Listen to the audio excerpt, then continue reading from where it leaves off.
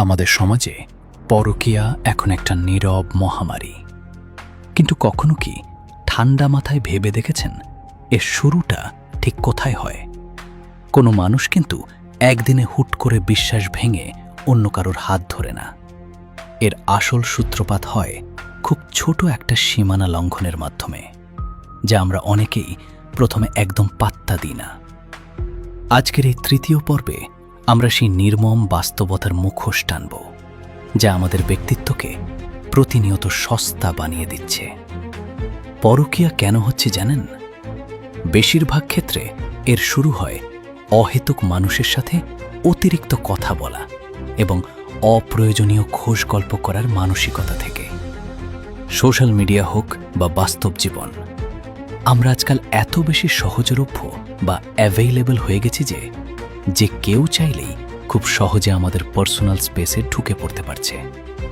প্রয়োজন ছাড়া বাইরের মানুষের সাথে এই অতিরিক্ত মাখামাখি আর সস্তা মনোযোগ পাওয়ার লোভই একসময় মানুষকে বিষাক্ত মোহের দিকে ঠেলে দেয়। যদি নিজের সুন্দর সম্পর্কটাকে বাঁচাতে চান, তবে আজ থেকেই নিজের চারপাশে একটা শক্ত অদৃশ্য দেওয়াল তুলতে হবে। আপনার ব্যক্তিগত জীবন সবার জন্য কোনো পাবলিক পার্ক নয় যে কেউ এসে ঘুরে যাবে। নিজের পার্সোনালিটিকে এতটাই স্ট্রং করুন যেন বাইরের কোনো সস্তা প্রশংসা বা অতিরিক্ত কথা আপনার ঘরের শান্তি কেড়ে নেওয়ার সাহস না পায়। কে আপনার কতটা ক্লোজ হবে আর কাকে সীমানার বাইরে রাখতে হবে তা কঠোরভাবে নির্ধারণ করার দায়িত্ব সম্পূর্ণ আপনার নিজের ব্যক্তিত্বের ওজন বাড়ান, সবার জন্য উন্মুখ হয়ে থাকা বন্ধ করুন।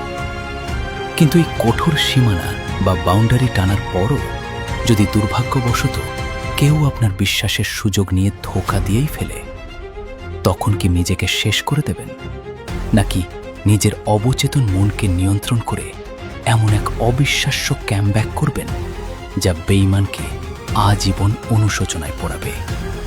সেই চূড়ান্ত মেন্টাল শিফট এবং শূন্য থেকে আবার রাজা হওয়ার মনস্তাত্ত্বিক ফর্মুলা জানতে চোখ রাখুন চতুর্থ পর্বে।